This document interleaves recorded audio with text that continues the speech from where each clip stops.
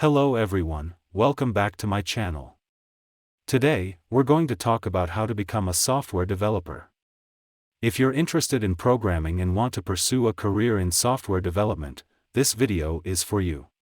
The first step in becoming a software developer is to choose a programming language.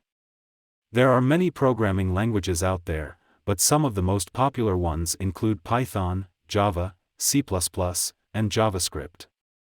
Once you've chosen a programming language, the next step is to learn the basics of programming. This includes understanding concepts like variables, data types, loops, and conditional statements. There are many online resources available to learn programming, such as Codecademy, Udemy, and Coursera. The key to becoming a successful software developer is to practice coding as much as possible. Start by working on small projects and gradually increase the complexity. This will help you develop your problem-solving skills and become more comfortable with coding.